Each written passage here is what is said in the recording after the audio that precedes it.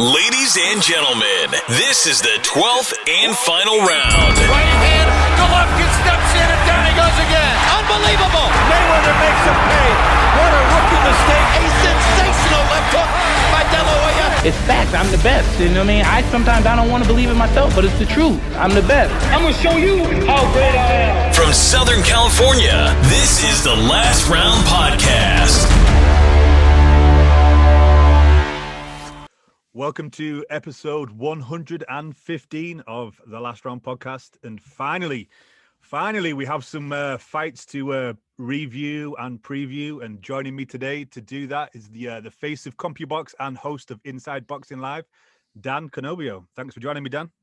Thanks for having me, Mike. I love this podcast. I'm excited that to be on. There's a lot going on. You're right. We got through that 18 days, 432 hours of no boxing from when Ryan Garcia iced Luke Campbell to that ShoBox show we saw last Wednesday. A lot has happened since then, kind of moving and shaking in the rumor mill, and I'm sure we'll get into a lot of those rumors. But yeah, it was really nice to have boxing back on this weekend. It was very welcomed.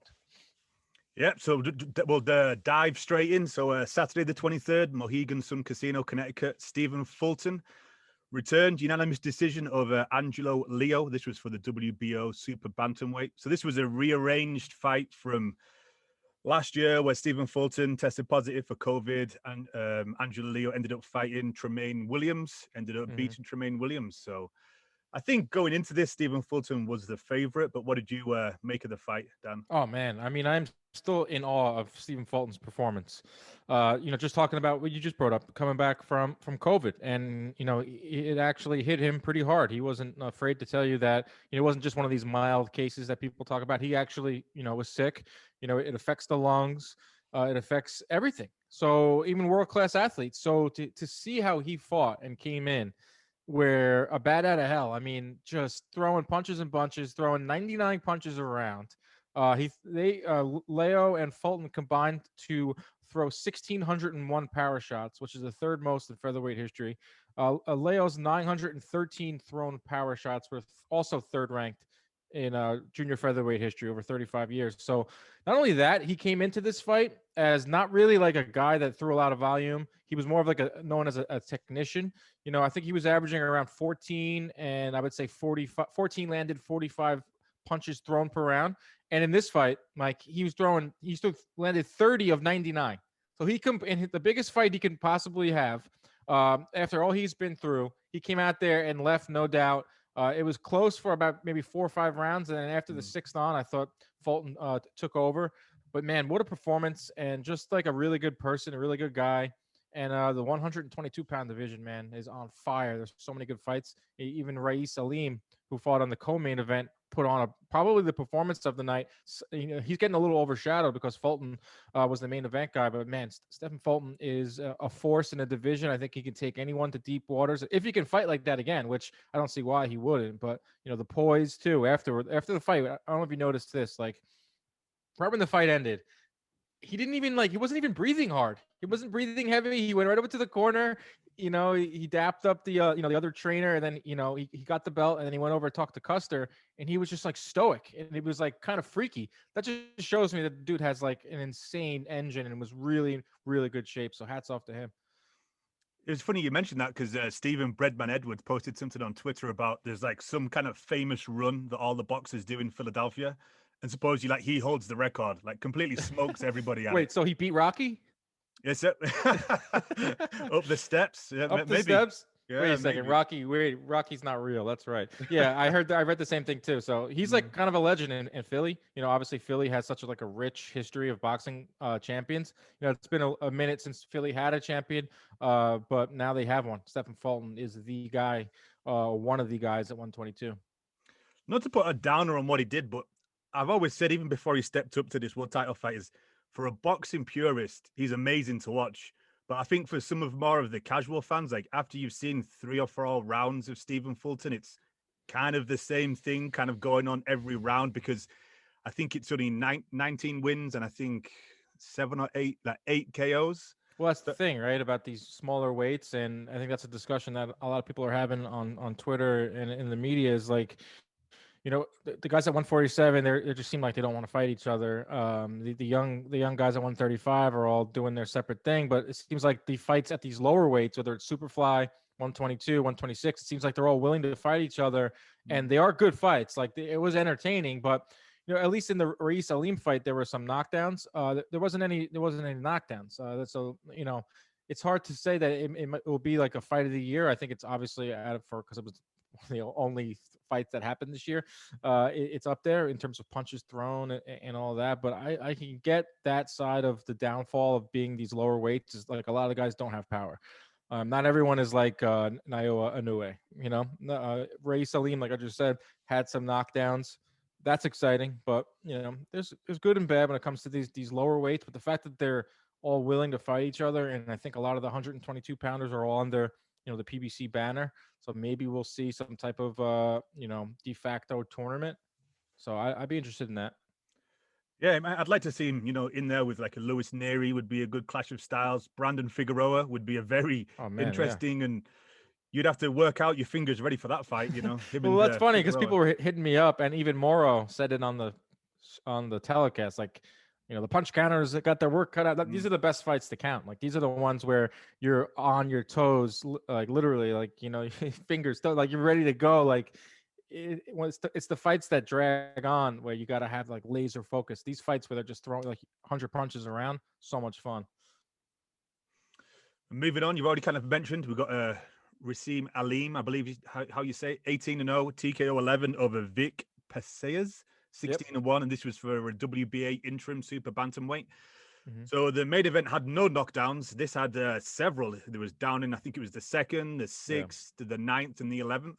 Mm-hmm. Reis Alim and Victor Paceas, two guys that I had circled. A lot of people, the hardcores, had this fight circled because Paceas was coming off of a great performance a few months back on FS1, and Reis Alim is a guy that has a lot of power and not only that is like flashy. But that dude put on a performance, man. I mean, in terms of body work, going to the body, his footwork, angles, power, precision.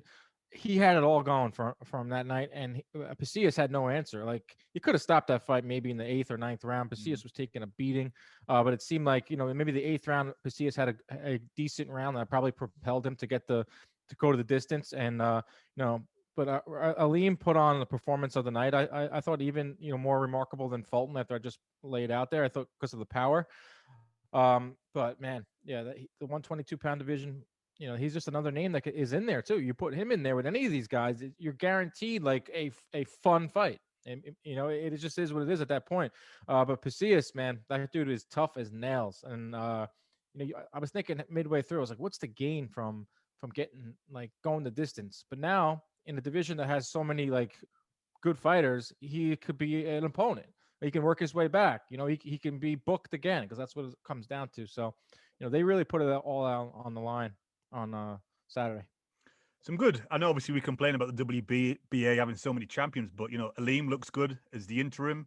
You've got Ahmed Deladev, who's the world or super world, and then Brandon Figueroa. I'd like them really to kind of do like a little bit of a round robin, make sure they only have one WBA belt. But there's some intriguing fights. Yeah, you take a look at it, and I think Neri is like the consensus at the ring has him number 1, but he has he's like an enigma at the top. Brendan Figueroa is a guy that throws a ton of punches. Even Julio Ceja, who Figueroa beat, he has the record for most power punches thrown in a fight, like 1,300. Like I just talked about how Fulton threw 903, like he threw 400 more power punches. So I mean, there's a ton of names in the division, and like even I saw a few rumblings of Inoue one day moving up to 122 and challenging some of these guys because eventually he's going to need opponents because the thing about these divisions is they get a little thin. They lower out, but at 122, it seems like it's like almost 10 deep, which is like really awesome. And Mick Conlon too. Mick Conlon's in the mix. I know he's a name. He's a guy that's not with PBC that could be a roadblock, but has the pedigree, the Olympic pedigree. Mick Conlon is another name at 122. Danny Roman, who we kind of keep. Yeah, I know. I'm kind of just like forgetting. I got to pull it up, like the division rankings. But yeah, Danny Roman is another name too, Mike. Yeah. Obviously, he lost those two, those two titles to Akhmadaliev, and it looks like he's just recently joined Twitter and he's trying to get himself out there. Yeah, So, I like he'd that. be, I you gotta like that when these guys join Twitter. You gotta feel like telling them like, "Hey, listen, bro, this is a cesspool, but it's you need it. You actually need that to like bring up your profile." yeah, Ryan Garcia left this week. Big news. Big news. I knew that was gonna come up. I figured. I think I know. Got to the bottom of it. Like there was like a thing where all the verified accounts had to put in more information, like whether it's just your name or your like email or something by January 21st, and apparently he didn't. I think that was and then he made kind of like a stand, and I kind of got caught up in it. It was Friday night, nothing else going on. We're in this freaking lockdown, so I found myself following every move Ryan Garcia makes, and I'm sure we'll talk about that more too, right? I know exactly. Yeah, he's everything he does, is big news now. So we have to talk about it, I guess. Yep. But rounding off that card, Rolando Romero moved to 13-0 TKO 7 over Avery Sparrow, who dropped to 10-3. Sparrow was down in round 1. Sparrow came in on a day's notice after replacing Justin Palado, who missed weight, and this ended up being a non-title fight for Roland Romero. Interesting fight. Sparrow seems to just keep getting chance after chance after chance. So. Right? Like guy gets arrested at Target the night before he's supposed to fight Ryan Garcia. They have him around as a replacement, which turned out to be like a good thing because I want to see Romero fight. I think the dude is he's got skills. He's got some type of marketability where either people can't stand him or people are fascinated by him. I'm fascinated by the guy.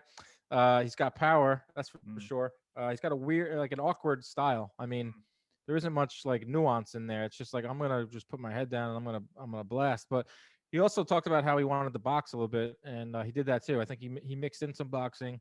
He had a guy that in front of him that I don't like. Wasn't really up to snuff or ready for the assignment. But I thought he looked good. He's another name at 135. And he's like I said, the dude's like he's like a lightning rod for some reason. People like I know he talks a lot of trash, and I don't know, every fighter does, but for some reason his trash talk seems to get on the radars of more people. Yeah, I kind of like it. He's not the greatest style to watch. He's more of like a mauler / brawler, but he knocks people out, and that's fun to watch. I like the trash talk from him. So he's interesting for the division. I don't know what kind of ceiling he's going to have. I think he might have got a world title a little bit too soon, so I think he might come unstuck when he has to face one of the better mandatories. That's the problem, right? With the WBA, he's given these titles, and it gives like a guy like him who's not. Come on, he's not a world champion. He's a guy that's inching up, and in a perfect world without all these belts, he'd be like a 8th or 9th ranked guy at 135, working his way up. But like I said, I think his marketability and whether it's positive or negative, I think it's going to help him. He can potentially get in there and brawl it out. It could be a good measuring stick for some of these guys. Like, it's interesting. I'm definitely keeping an eye on him. And there's a lot of guys out in 135 outside of the top 4 that we always talk about, or 5 if you want to keep Lomachenko in there. There's other names in there too, and he's definitely one of them. Yeah, that division's on fire at the minute. There's so many great fights we can see, but knowing boxing, will we see them? That's the problem that we always have. Boxing's its own worst enemy. Yep, that's for sure. We don't know. And if you follow me, I'm like more of a positive outlook.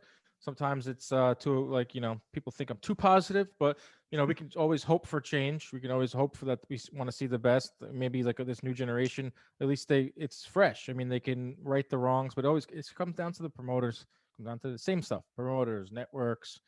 Everyone being greedy and wanting to have the most money, have the most A side. It's just the same old stuff that I try to avoid because anyone can. You can go on Twitter and find that anywhere. You can want to find like a guy that's going to tell you boxing sucks or this, that, and the other. You can find that.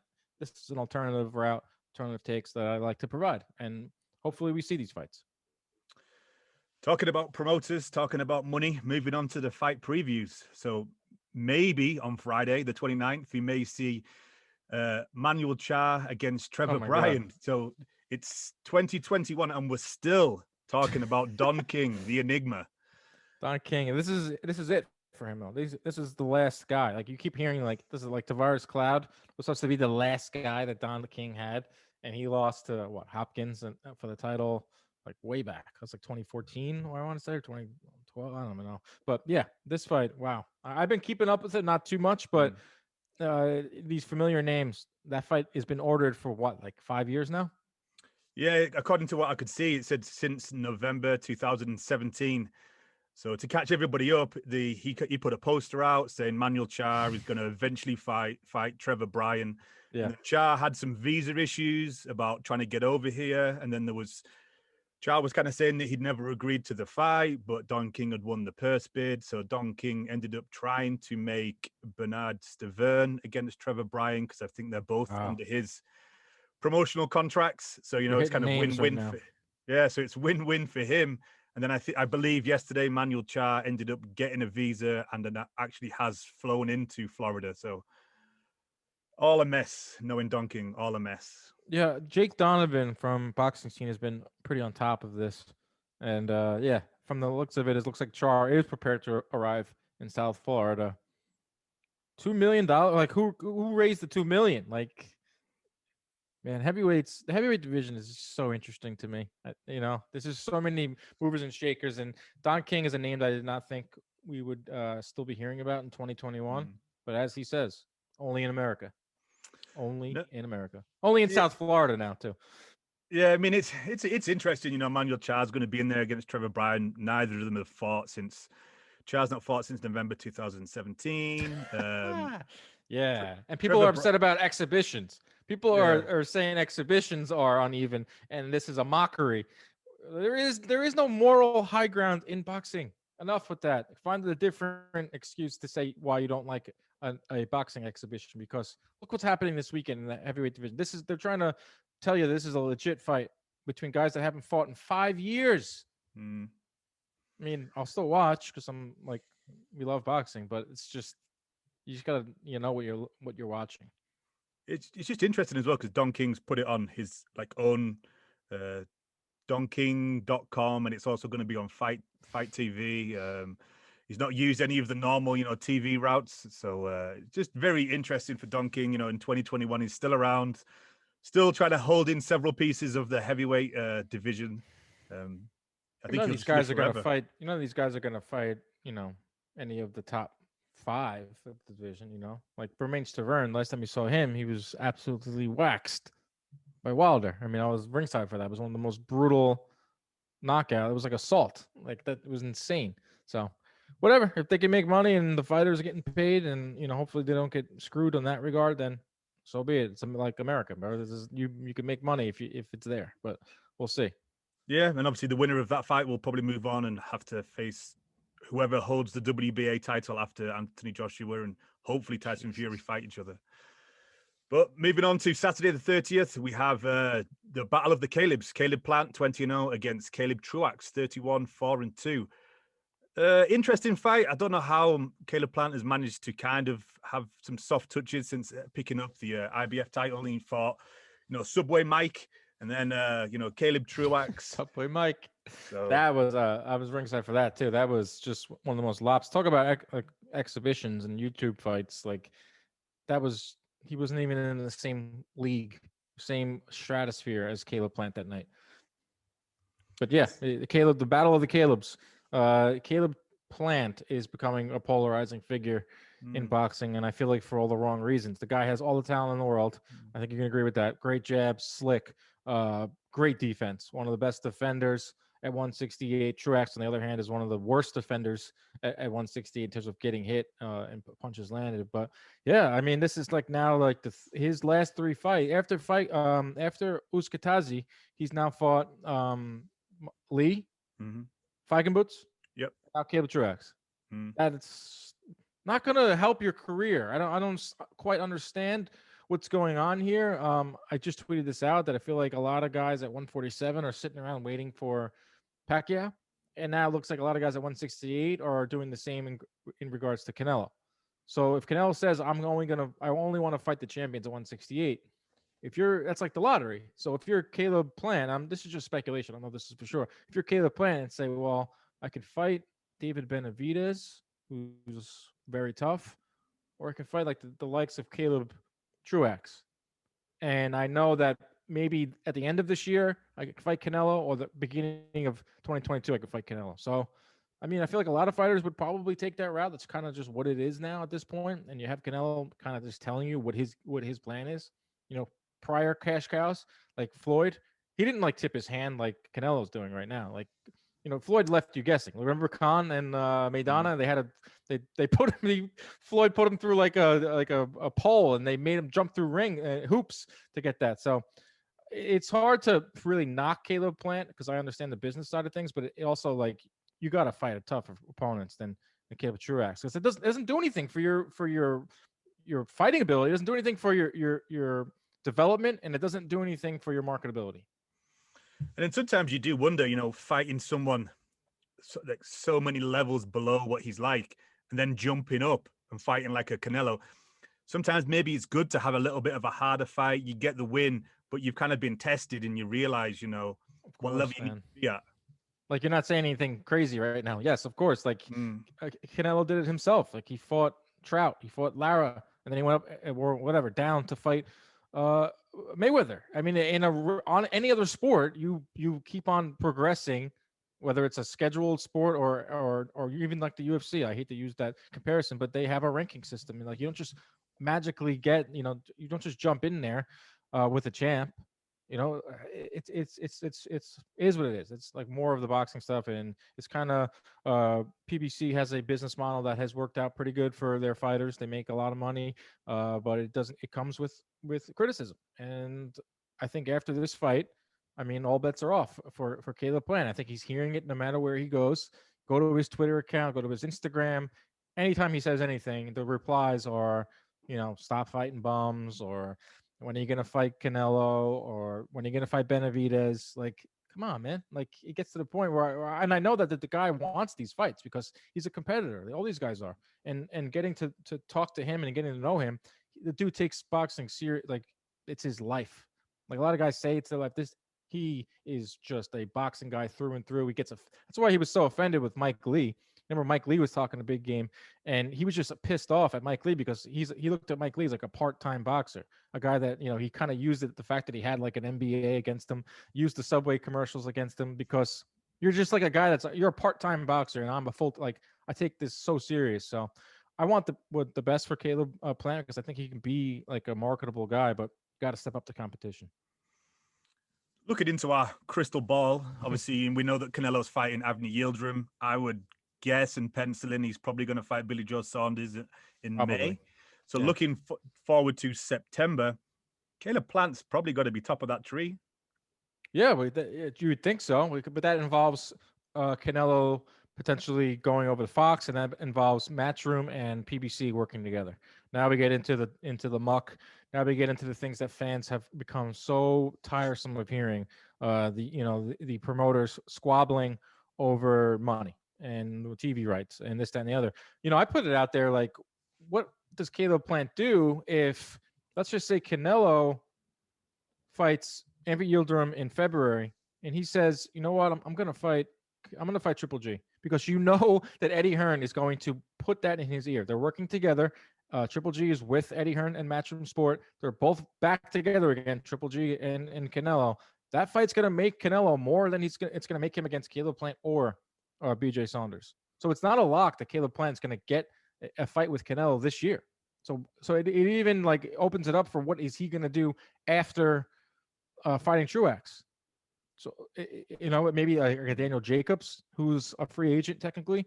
I could see Jacobs versus Truax. I mean, it's somewhat of a soft touch considering how Jacobs fought in his last fight. But I do think that Eddie Hearn, we know Fast Eddie, how he operates. You know, he's trying to push for that Golovkin fight because it makes him the most money.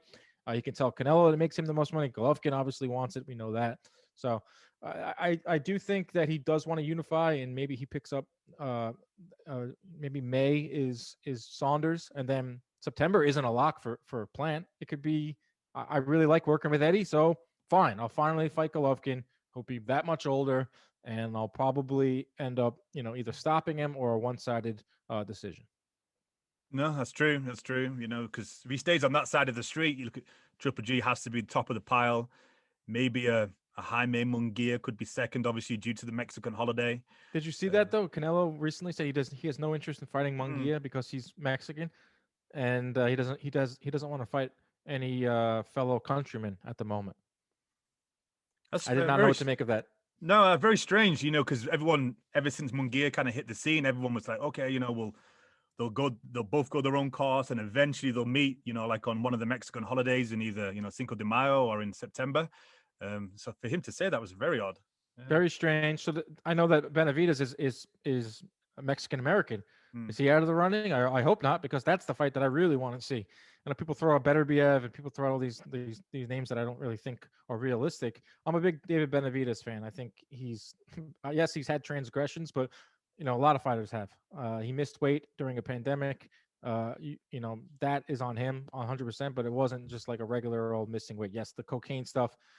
Not the first fighter to mix it up with recreational drugs, and he's not going to be the last fighter as well. But when it comes down to it, that guy is a ferocious fighter. As long as he can make the weight, maybe one or two, he's holding out to fight Canelo. And as fight fans, you should want to see that. You should want to see Canelo against Benavidez one day, hopefully soon. Talking about Benavidez, it just looks like he's fighting Rashid Ellis, which is a good. Got announced. Yeah, or rumored, that's whatever. That's a good fight, and when he could end up being a 3-time WBC world champion and never lost. 3-time, and he's like 23 years old, 24 years old. He's never mentioned in the same breath as the best young fighters in the game, because everyone thinks he's like 35 because he's been around forever. He won a title at at a young age, lost it, won it back, lost it. So, it's not a perfect sport, man. This isn't like baseball, basketball, football.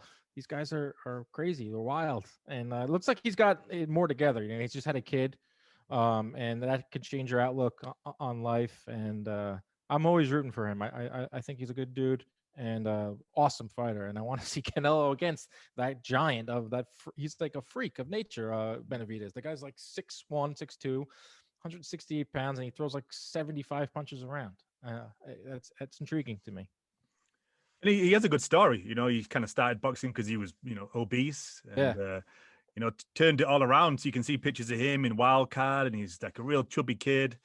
So he's got a good story. A lot of fans just write him off. Like it's insane. Like he came in 3 pounds overweight. Horrible. Like there's no excuse. Even a pandemic, and it was a different fight week. He should have known that going in. Like you can't go for runs outside. You can't go you can only go to the gym for an hour in that Showtime bubble. I don't know if things have changed since his fight in August, but he won't let that happen again. He'll probably hire perfecting athletes or one of these companies that goes in and does a fitness plan. But it's crazy how fans just will write you off right away.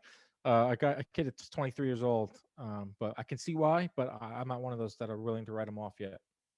No, especially with his fan-friendly style. You should definitely. He's one to watch. We're talking about Fulton having a very good technique, but kind of a little bit samey, like after he starts winning the rounds and he gets into a rhythm, you kind of like, okay, this is going to be a 12-round decision. Right. Benavidez is the complete opposite. You have to watch because those bombs are flying and you never know when he's going to take people out. Well, look what he did to Anthony Durrell. I mean, I've never seen anyone do that to him. No one stopped him like that. So yeah, he's got all the skills in the world. Just got to put them together. I'm interested to see him fight in March. I think it's the same night as Estrada Chocolatito. So that's another thing boxing just keeps doing, is just competing against itself, counter programming themselves. But maybe DAZN goes early. I doubt it because it's going to be in the States. So I don't know. I watch them all. I don't know. How do you, when there's 2 fights on at the same time, which one do you usually, the bigger fight or do you try to double screen it? Yeah, I do. One on the TV, one on the laptop. That's cool. I mean, I honestly brought up the fact once, like, say boxing didn't have all these promotions and it was just one uniformed league, we wouldn't have these anymore. We wouldn't have the marathon days like we've had over this past year, where there's like all different fights on all different hours. It's quirky and like fragmented, but sometimes it's like a lot of fun. Well, February the 13th, since we're touching on it, we have, fights in the UK, and then we have the Top Rank show, I think, with Joe Smith Jr., and then we have the DAZN show with, Jojo Diaz against Rakhimov. Yeah, so I love February it. The 13th is a complete write-off. So if you have girlfriends, wives, it's Valentine's Day, they can just, wait. It's great because I do these weekend recaps. Every Sunday I'll consolidate everything that happened this weekend, put it into 2 minutes, and dress it all up. And that I got the idea from that reason alone. Is like there's so much boxing on. There's no way a casual fan or even a hardcore fan can keep up with it if they have like kids, girlfriend, wives, commitments. So and also people have ADD. So 2 minutes you can consolidate it to 2 minutes. But yeah, I love these like crazy weekends where there's so much boxing on around the clock. I'm pumped. I'm ready. Let's bring it on. Exactly. Right. Moving on to the news and notes. Probably the biggest news of the week, I would say. Ryan Garcia against Manny Pacquiao. Wow. Man, it's just a fight that is boxing, man. A fight that just comes along out of absolutely nowhere. And it's funny, and I don't want to pretend like take credit or pat myself on the back here, but I was listening to Ryan Garcia on Chris Mannix's podcast, and it was directly after the Luke Campbell fight. Mhm. Might have been a couple days after, and maybe Mannix knew this or not, but he asked him. He's like, "Oh, did anyone who called you after the fight? And, you're so famous, blah blah blah. Who called you after the fight?" And he goes, "Manny Pacquiao." And I was like, "Oh wow!" And he's like, "Manny Pacquiao trumps anyone that can ever possibly call me." Because if you think about it now, like Ryan's getting into religion, Manny very religious. One day Ryan wants to see himself, helping others like Pacquiao did. And I was like, oh wow, that's interesting. And then I also heard a rumbling that Al Heyman had called Ryan Garcia before the fight. Good luck, champ. Maybe that's about Gervonta. He didn't just call him out of the well-being, like, hey, have fun out there, kid. There's always business, in boxing, especially with Al Heyman. So that kind of like got the ball rolling, and I wasn't like feeling it enough for me to just throw it out there on Twitter because you just get stomped on. But I was just like, man, Ryan Garcia versus Manny Pacquiao is not that crazy of a fight because they're not that much different in actual size. Like Ryan Garcia is taller than Manny Pacquiao, like got him by like 3-4 inches. Pacquiao walks around at 145, 150 tops. Maybe now in quarantine he's putting on the weight. 150 tops. Ryan Garcia, what? 150, probably. Like they could come to an agreement on a weight, not that crazy of a fight. And Pacquiao obviously is Manny Pacquiao, but he'll be 42 years old when this fight happens. Hadn't fought since the Thurman fight, July of 2019. Still think he's going to win and he's going to be a heavy favorite, but it's not like absurd. It's not a crazy fight. I put it on Twitter and I'm getting like all this onslaught from people that I tweeted that Manny Pacquiao versus Ryan Garcia is getting people very emotional. Therefore, it has to happen. Exactly. Yeah. It moves the needle, and it's such a marketable fight. It's a real fight. I know they're talking about an exhibition, and I think would be a huge mistake. But if it's a real fight and they can somehow work a way that even like Pacquiao's title is on the line, even if his title isn't on the line, he vacates it, whatever. Pacquiao I don't really think he cares about that at the moment. He wants to make the most amount of money. This fight can generate upwards of 2 million buys. I firmly believe that this fight, Pacquiao and Garcia, can do more than Pacquiao and Tank right now. What do you think? In terms of buys, yeah, I think we're looking at, 2 million is like the ceiling. Yeah, I would say somewhere between 1.5 to 2 million, depending on the price range and what platform are they going to stick it on. But I agree with you. Like, I like the fight, but I don't want it to be an exhibition. I mean, exhibition soured me, man. Soured me fast. I don't want an exhibition. I put my neck out there to say that I like this fight, and the purists or like people come and chirping at me. How can you like this fight? It's a mockery of the sport. Like, relax. It's not a mockery of the sport. It's two guys that are active fighters, or however you want to phrase that, because things are changed now because of COVID. But an exhibition, once I heard that, I was like, I just completely did it. I'll do an about face on it, and I won't be that excited for it. No, I totally agree. Manny's obviously already lost his O. Ryan stated in interviews previously that, he kind of wants to turn the clock back and he's not too bothered about losing. And he wants to kind of be like the 60s, 70s, 80s fighters where, you can lose, but you still fight the best and everyone just fights each other. So if he's going to stick to his word, then, just make it a real fight. If it's going to be on pay-per-view and we're all going to pay for it, they're both boxers. No one's crossing over into another sport. So they have to make it an exhibition. Just make it a normal Makes fight. no sense. I don't get it. And I was talking to some people in the business, like, why would this be an exhibition? What makes this an exhibition? Is it Manny's choice? Is it a commission? It can't be a commission because it's not like they okayed Mayweather versus McGregor when Floyd was 4 years younger, and McGregor was his first fight in boxing. They okayed that one. I understand there's a ton of money, but there's a ton of money in this fight too. It's not because of size, as I just talked about. That it's not that crazy of a size difference, and the skill level leans towards Pacquiao, but it's not egregious. So I don't get the exhibition aspect of it. It makes no sense. Sean Gibbons, if you follow him on Twitter, he's kind of throwing some water on it. They said everything's being discussed right now. I know there's a video of Pacquiao saying I'm looking at Crawford, Spence, and Ryan Garcia as an exhibition. Just Ryan Garcia, not the other two. I don't know. Maybe he wants the belt. He wants to keep the belt then, and maybe this is one way of him getting the Garcia fight, getting the money, keeping the belt for a potential showdown with Spence or Crawford. I don't know. I wish I had more answers in terms of the exhibition, but if they just check Twitter and or check the fans' reaction, which is one of the good things about Twitter. I know there isn't a lot of great things, but one of the good things is you can use it as a gauge. You can see what fans are interested in. You can see what fans are tweeting about, and the overall theme that I've seen is that an exhibition is no. Fans don't want to see that. Kind of on this similar sort of realm, Jake Paul's agreed to fight ex-UFC fighter Ben Askren. Yeah. What do you think about all these sort of like YouTube fights and throwing into the mix the Ryan Manny Pacquiao exhibition fights? I really don't have a problem with them. I cover boxing as a whole. I have a different view on it than others do. I look at it as you have to separate them. I know that the Jake Paul thing kind of like is blurring the lines because he's considered a professional fighter, and that's a sanctioned fight. It's 8 rounds, and I guess Ben Askren is now going to become a pro fighter, a pro boxer. But I think they're separate entities. I think this fight's different though because there's 2 athletes, but like when you like, it's tough to explain. I just think it's 2 different lanes. A lot of this is like entertainment, and it's celebrities, and Jake Paul is a celebrity, however you want to slice it, using boxing to generate revenue. So it could be Jake Paul playing darts. It could be Jake Paul, playing one-on-one basketball. It could be Jake Paul literally doing anything against someone else, creating revenue and interest and cashing in. He just happens to be using boxing.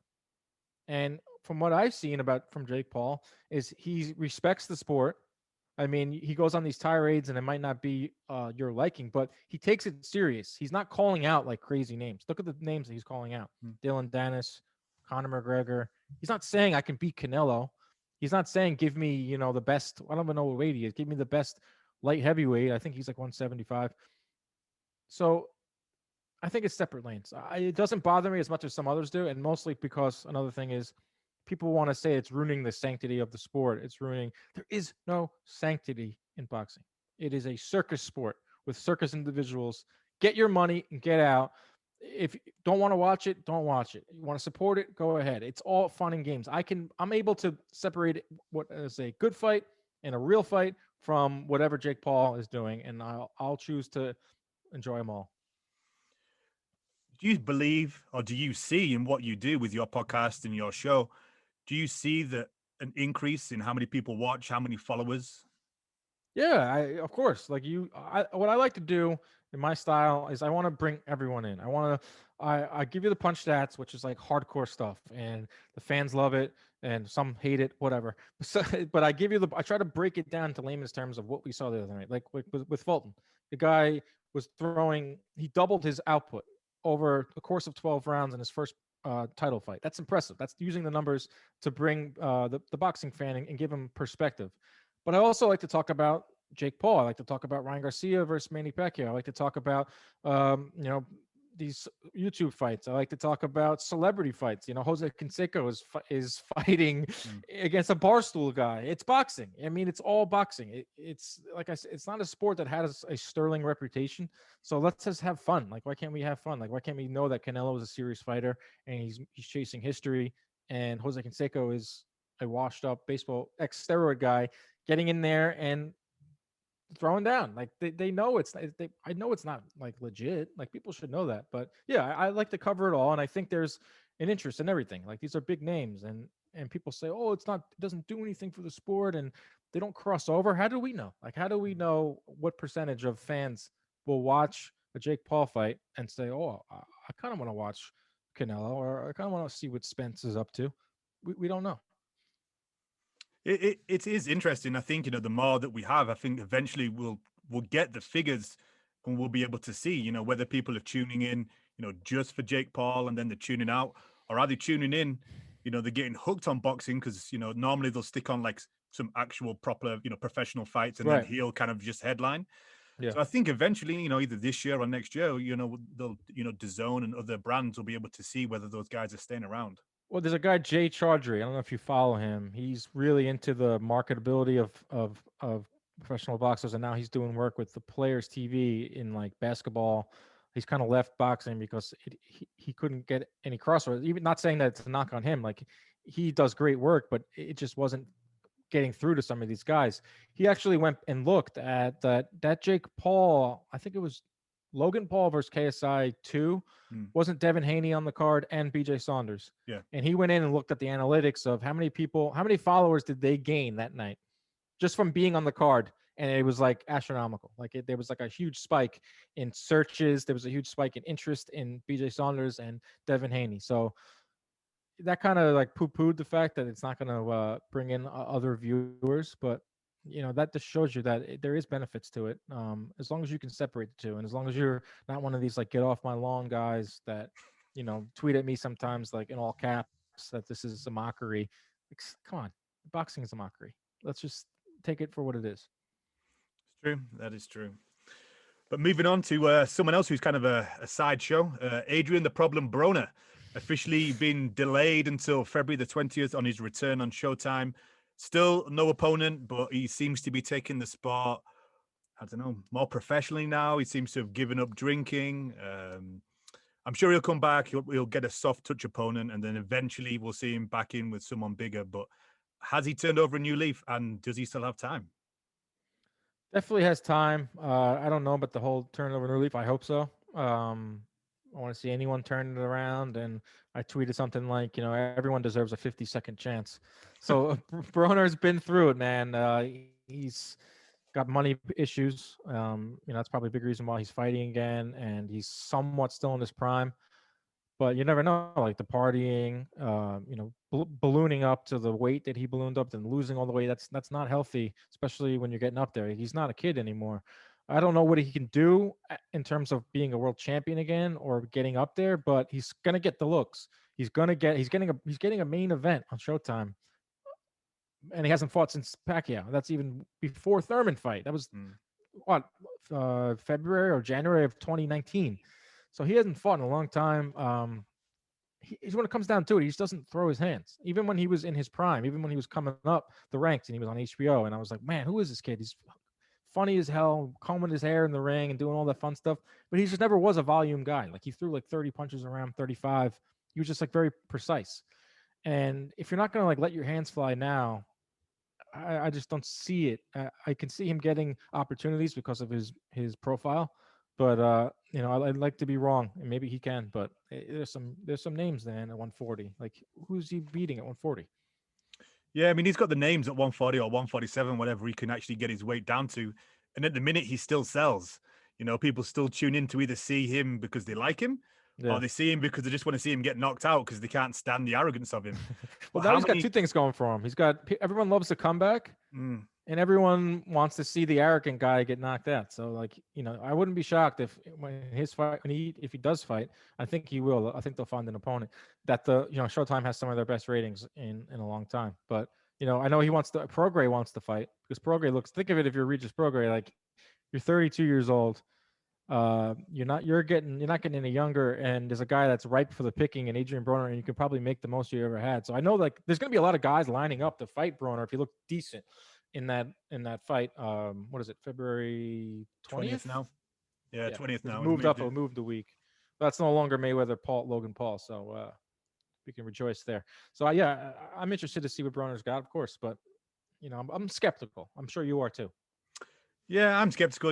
He's just always fun to watch. Just being a boxing fan. The Regis Prograis fight would be interesting. I think Regis really needs to kind of keep that momentum he had, even though he lost to Josh Taylor. He put up Yeah. such a good performance, and the British fans loved him because he kind of sold himself to them. He needs to kind of build on that before people forget about him. I love Regis Prograis, and I work closely with DeBella Entertainment, and he was with DeBella Entertainment for a long time. So I got to watch him fight, before anyone knew who he was, and then eventually, get into the World Boxing Super Series and have success and see his profile get raised. But he's 32. He's not like everyone thinks he's a kid. He's not. He's not. So I'm all for him. You want to fight with Broner, go get it, man, and get your money. Get your couple million. You certainly deserve it because he's just been through one tough thing in life after the next. He was, I don't know if you know his story, like he was upended by Hurricane Katrina, upended by all sorts of personal problems, all sorts of things that were out of his hands. Career gets stalled and stopped. Maybe he took Josh Taylor to the brink. You're right, though. It's all about recency. Like, what have you done for me lately? Like, it's such a hard sport to keep yourself in the public eye of. So I hope he gets that fight. That's a fight that Broner, I think, would take, and I think it's marketable, realistic type of fight, Prograis and Broner. But it all comes down to how Broner looks. Like, is he going to let his hands fly? If he gets maybe a TKO stoppage, it'll go a long way. A boring 12-round decision where he's, doing the shoulder roll, I don't know. And they can fight at Broner weight, Broner weight. Yeah, you get paid so well, you can just fight at whatever weight Broner turns up at the scales. Exactly. Or I would also, going back to Prograis, I like to see him against Mario Barrios. Barrios That'd be a good fight. Phenomenal in his last fight on the, I just want to say it was on the Tank undercard. I think he fought Ryan Carl, the Cowboy. So Barry, that's another name. I don't know if that fits into what Prograis is looking for right now in terms of big dollar fights. But PBC, they pay these guys pretty good. So, well, he's a heavy-handed guy. Texas is taken off as a bit of a boxing state. Because he's from Houston, right? Mario Barrios. Yeah, he's huge in Texas. He's from San Antonio, where the Spurs play. And I remember being where was I? Yeah, I think it was in Texas, or was it one of his fights? I don't know if it was in Texas or it was. I think it was on the Porter Spence undercard. And the San Antonio Spurs official Twitter account was tweeting about him, and he has a lot of push behind him in terms of marketability in Texas. But he had a tough fight that night. I think the guy that he lost, he actually won, but everyone who watched, we kind of knew that he lost. The guy that he fought, it's slipping my mind. But yeah, Texas is like now the spot to fight in because the COVID regulations they kind of are very lax. So now all the fights are either going to Florida or Texas, where you're seeing Canelo fight. His last fight was in Texas, and his next fight is in Miami. It's funny, Texas is kind of taken off. You got Errol Spence, Virgil Ortiz, Bam Bam Rodriguez, Joshua Franco, Charlos. Yeah, forgot about Charlos. Hector Tanahara. Yeah, it's a hotbed, man. It was Southern California for a while, and it probably still is. And Texas is right next to them, man. New York's slagging behind where I live. We haven't had I got Edgar Berlanga now. We got Edgar Berlanga. We got Teofimo, somewhat calls. He's from Brooklyn. He lived in Brooklyn up until recently. He's back out in Vegas. I'm probably leaving out some other New York guys, but definitely Texas, man. I mean, they got it going on right now. So moving on to probably the strangest story of the week, the year. We just went through about 10 strange stories. So how strange could this one be? Yeah. So Sergey Kovalev, I don't know whether he was trying to blame the fact that he was, what was it, licked a frog, ate a frog. Who hasn't licked a frog, Mike? I don't think I'd ever say that on a podcast. I've done a lot of weird things in college. Never licked a frog. No. So I don't know. Do you want to go over it, Dan? You want to try to explain to the listeners what exactly went down? I saw that Coppinger is the one. He didn't report it. He just simply screenshotted Kovalev. I'm pulling up Coppinger's Twitter now. He just screenshotted what he said, and this is such a Kovalev thing. I don't know if this was him. This is his excuse for popping for testosterone. It's not. I think he was just trying to tell everyone that, hey guys, I just did a series, it's almost like acid. I don't know if you're familiar with this. Mike Tyson talks about it all the time. Yeah. And he says it's it can only be administered in some type of like forest or some like rainforest by like a Sherpa type of person. I don't know nothing about it. And I don't even know what is his arm. Like he's got something on his arm, like these dots. I don't know. It's just like like he takes this frog, he licks a frog, and all of a sudden it makes him not like a racist and not a woman abuser and not a drug cheat. I don't think so. So it's not going to reverse the fact that he both samples A and B side tested positive, and he ruined another good payday for main events, who I feel bad for, and the zone and us fans. Like I wanted to see that fight. I'm sure you did too. Like that was a great fight that was lined up for with Beck the Bully. But man, that is a weird thing. Seeing that frog thing, it's just the sport is so absurd. Yeah, it's kind of it's a very strange one. I wonder if the Zone now have a way to get out of that contract because, he signed the big contract to fight Canelo, and then he had 2 further fights at 2.5 million a fight, I believe. So I wonder if they still have to pay him, or whether that's there's a get out clause there, and they're off the hook for 5 million. Well, yeah. So in that regard, I don't feel too bad for DAZN because I know that they were looking at ways to not do this. I mean, he also last week didn't he illegally stream Canelo's fight and he gave everyone the password? Did you hear that story? Yeah. So it's just like I know DAZN was looking into that. Like, can we void his contract there because he is still a name, and I think people will tune in just the same reasons people tune in for Broner. They want to see him. Not the saying that Broner's in the same type of heel as Kovalev is, but maybe. But people want to tune in to see Kovalev lose, so he kind of screwed himself. But he'll be back. Like I tweeted, like, get this guy out. Like if there was ever there's no one that can kick him out because there is no like unified, over sanctioning body or figurehead that could kick him out. But come on, man. His rap sheet is insane of just being a terrible person. Even for boxing standards. We talked about Benavidez doing recreational drugs as a kid and just messing up. Like some of the stuff that Kovalev, some of the racist stuff with Andre Ward and some of these allegations on with these women, and it's just not good. And that's not someone we need anymore in boxing. No, exactly. It was a good fight. It was a good step-up fight for Beck the Bully because I think he went in as favorite, coming up, just knocking people out, heavy-handed guy. So I think it would have been a good name for his resume. I know they looked at. And Beck said that he would take it no matter what. Yeah. I was at Joe Diaz's camp just coincidentally that day, and his team was saying they'd take it, regardless. They can't do that, remember when Danny Garcia did that against Eric Morales? Yeah, but that wasn't that because that was like a diuretic? Yeah, he failed. It wasn't a steroid, but it was like a diuretic right, to help still, him lose like, weight. I think I think the commissions they can't do. They're the ones that are liable if something happened. Yeah, back to he'll be back, right? And then Sullivan Barrera or Gabe Rosado was who the team were talking about, but nothing's been announced officially, and I think he's supposed to be on the card on February the 13th. So it may just be kind of like another little warm-up fight for him because that's only 3 weeks away. Well, I'll tell you, even if he didn't get the fight, obviously him beating Kovalev would have done wonders for his early on in his career. People now know who he is just because he was associated with this Kovalev fight. I think a lot of people are going to tune in now to watch his next fight to see what he's all about because a lot of people were picking him to beat Kovalev. Yeah, which says something. Despite having 6-7 fights. Yeah. It's kind of crazy because when I was at the gym, I did a quick episode with Joe Diaz about all those Eastern Europeans, the Uzbeks and stuff, are just kind of taking over boxing. They come in, they're doing 6, 7, 8 fights, winning world championships because they've had 200, 300, 400 amateur fights. Yeah.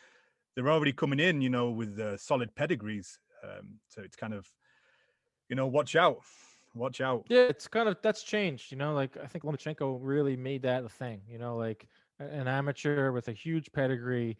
And what's the point? Why does these guys have to fight 20 cab drivers to pad their record to 20-0 before they get that first title fight? If you're deserving of it, I think boxing fans are savvy enough to understand this guy's got the skills. So therefore, give him that shot. That's why you're seeing these guys, even like Teofimo, getting title shots at 13, 14-0. It's funny because even if you're fighting a cab driver or whatever, you're still taking punishment. Of course, that's another. Yeah, people say it all the time. It's so annoying when they're like, "Oh, he's fighting a bum." Like, pretty sure that guy's getting paid too, and like, he's still getting hit. Like, Yeah. So I get what you're saying. why not just do, like, do the that route, doing 16 to 20 fights, You then could. then retiring. They're all big fights because you've come through with that pedigree. You've won a world title, sixth, seventh fight. You haven't fought all those bums and got those extra small paydays, but you also haven't taken that extra punishment that wasn't really needed. Exactly. These guys they want the titles. We can crap on the belts, but the belts still mean something to the fighters. A lot of them pay those sanctioning fees, but they want the belt because it still means something. Belts, they still do matter. Very controversial with the belts because some weeks they matter more than others. Everyone wants Pacquiao to vacate the belt so there can be some type of unification. Meanwhile, Crawford and Spence have been welterweight champions for going on 3-4 years now, and they haven't even come close to unifying. So it's a lot of that going on in the sport. A lot of, even if it's not like on purpose or not, like fans are so confused. They're putting fans in bad spots where they're contradicting themselves and they don't know what to root for anymore. It's so confusing. And so what you get is like these factions now of people supporting Errol Spence, people supporting Terrence Crawford, taking sides. Pacquiao, who was like beloved, is now all of a sudden looked at as some type of monster for not holding up the division. Come on, it's too much sometimes. It's funny because when you're on Twitter, you see that people have like their own factions of like PBC, Matchroom, Top Rank, and they're like, oh, this fight's not happening because of Bob Arum, and How do they they're know like, that? no, it's just kind of crazy. And Al Heyman pays well, he pays well, so it's Bob Arum that's not making the fight. Right, you don't know. I always say that the word fan is short for fanatical. So I do respect all boxing fans because they show passion and they listen to our podcast, they take in our content, and they help keep the sport alive. But it's like I said, it's gotten to the point where like there's so many different factions and there's so many different organizations, there's so many different networks and promotions that the fans are so confused on what they want. It's nothing wrong with rooting for like a fighter. I will never understand rooting for a promotion or rooting for like a network. I don't get that, but maybe that's just me. Like I don't root for anyone because I work in the business, but like usually fans they'll like a fighter and they want their guy to win, just like a sport. Like I like the Yankees, so I want the Yankees to win. I don't root for like the AL or the American League or like or like go crazy with that. Like root for the owners. I don't know. Strange boxing, like you said, the theme of this show and the theme of boxing is just it's one of the strangest sports. That's why we have content every week, because it's always something strange, something coming out. There's always something to talk about. You're right. Even during those 18 days, like I was sitting there tweeting about Floyd Mayweather has hair now, and Keith Thurman cut his hair, and Ryan Garcia said this, and Tank said this, and the heavyweights, Fury and Joshua are getting close to a sight, despite not even having the fight signed. It's just headlines, man. Boxing scene, they churn out those headlines. That's all boxing is about. So what's next with CompuBox? I know you have the new agreement with Bare Knuckle, and you have the big event coming up. Paige Van Zant's got her debut on February the 5th. Knuckle Mania, they're calling it, which I think is a hilarious name and a great thing. I think Knuckle Mania is going to be like their tentpole type of event they do every year around the Super Bowl, kind of like a WrestleMania, but for them it's their biggest guys, or late Paige Van Sant is in it, Johnny Bedford, who's like one of their top guys, and yeah, you got to do with doing Bare Knuckle. Got some other projects in the works. I'm trying to get into the gambling space, getting into that space, with the CompuBox stats, kind of weaving in, giving the gamblers a better idea of who to pick. Maybe adding some more analytics to the company, getting a little more in depth with the stats. I feel like fans are interested in that. But just, all systems go. We a lot of big fights. I think 2021 is going to be a big year. I don't know what you think, but I think that there's going to be some bigger fights on the horizon, and not just big fights, but the schedule's filling out pretty nicely. February, there's some good fights in February. March is loaded. I know ESPN's not doing any shows in March, but the Zone's picking up the slack, Showtime, and then we get into the spring and summer and fall where boxing is where it's like the meat of the season. So We're busy at CompuBox. Yeah, I mean, I'm hoping it's going to be a busy year. Canelo's kind of said he's going to fight 3 times, which is obviously good. The AJ Fury, they keep saying it looks like it's 90% agreeable on both sides.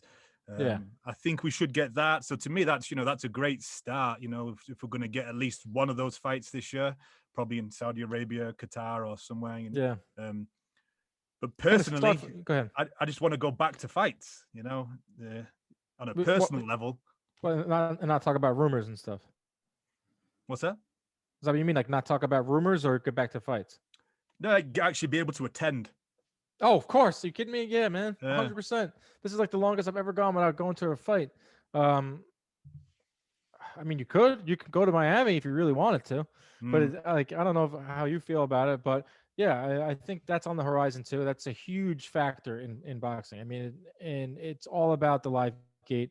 You're seeing it more than ever this year about how important it is to have fans in stands. Have the fighters should be thanking the fans a lot more than they do. I think that's one thing that we've learned this year is how important spectators are in every sport. Baseball, all the players didn't get paid their full rates because there were no fans. Boxing, the biggest fights can't happen unless there's a live gate contributing to the overall revenue. So I'd love to see it. I think maybe in the summer, maybe more outdoor fights. Until then, I think it's going to be more of the same of what we're seeing is Florida, Texas. Ryan Garcia's fight was in Texas and it was in indoors, but it was like 6,000 people, still something. But yeah, you're right. I want to just be like going to a fight Saturday night, big crowd at the Barclays Center. It's for me in Brooklyn. There's weed smoke going through the air. There's fights going off in the crowd. There's a big PBC fight because they're the ones that work with Barclays.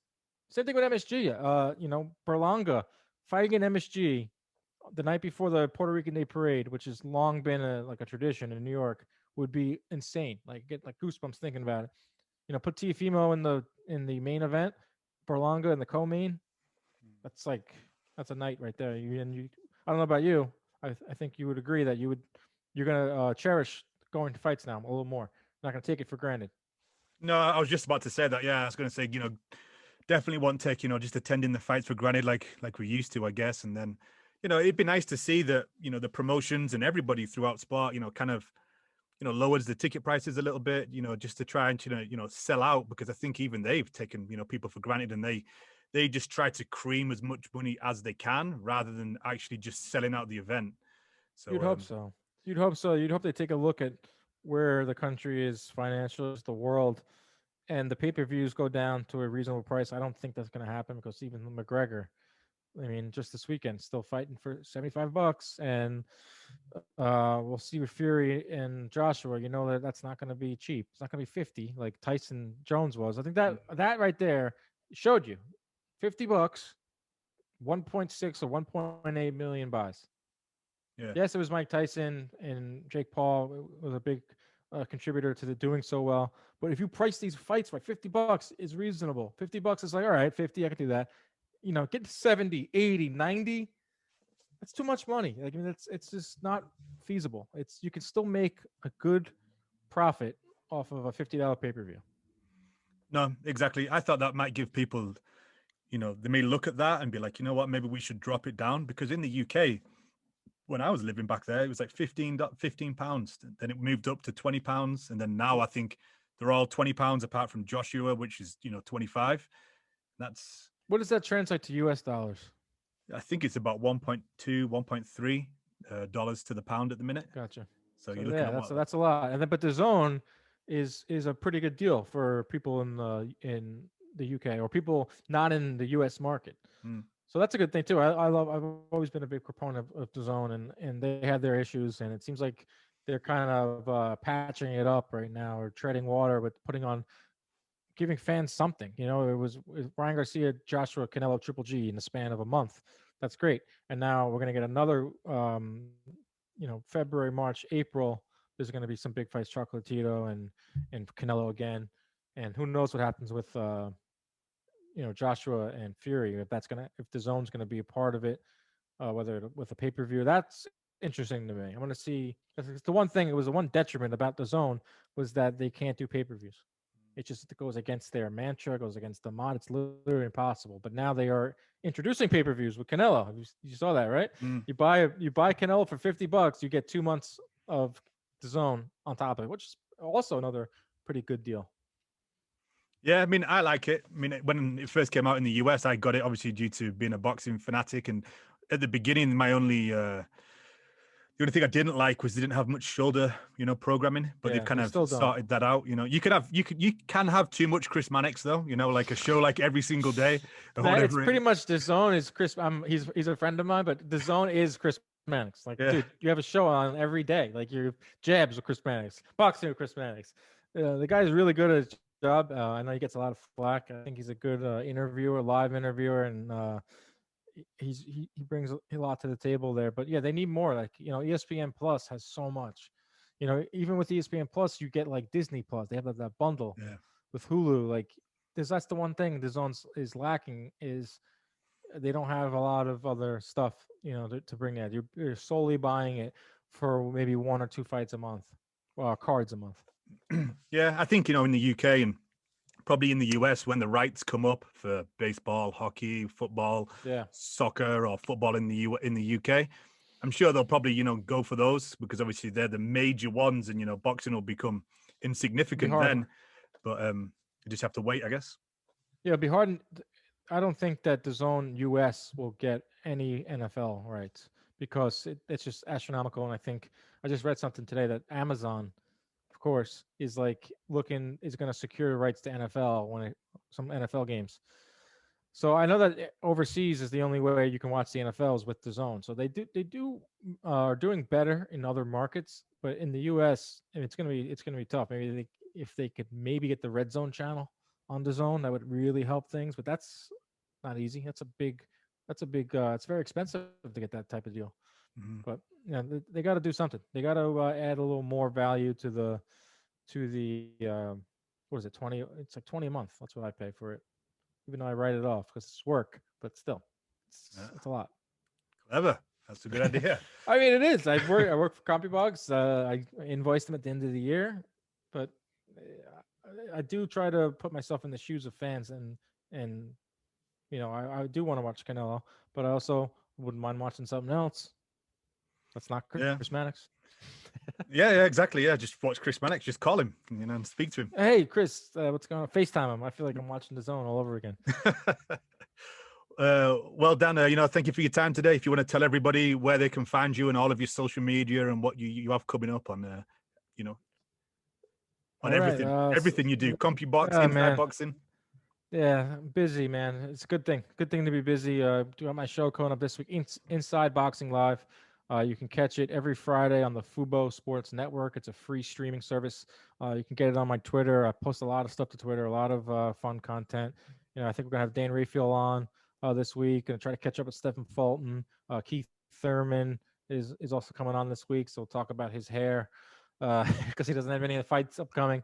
But yeah, pretty much at my Twitter, at Dan Canobbio is where you can that's where I disperse everything. And at CompuBox, of course, got some fun things planned this year. Appreciate you having me on. It's one of my favorite podcasts. You guys do great work. Just grinding along. We're all grinding. The sport we love. Plenty to talk about.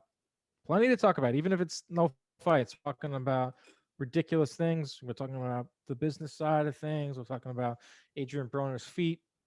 Did you see that picture? Did you see his feet? You should get Keith to bring his flute. You get a little, I would love that. A little minute or 2 minutes of it. Yeah, I would honestly. I brought it up to him before. I told him before he fought Powell that he should play the flute into the ring. Yeah. But he said it'd be hard with the gloves. So I gave him the idea. But yeah, Thurman is a character. A lot of characters. The sport, I think, is in good hands. I think we're gonna have a big year. I really do. You start with the big fights and work your way down. I think it's gonna end up, when it's all said and done, we do our year-end stuff. At the end of 2021, we're gonna have a good year.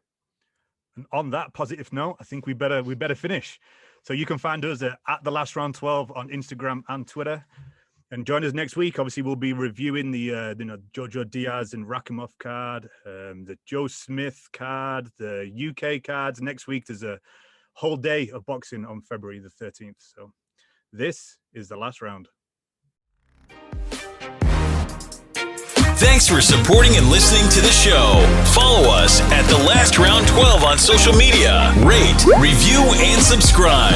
This is the Last Round Podcast.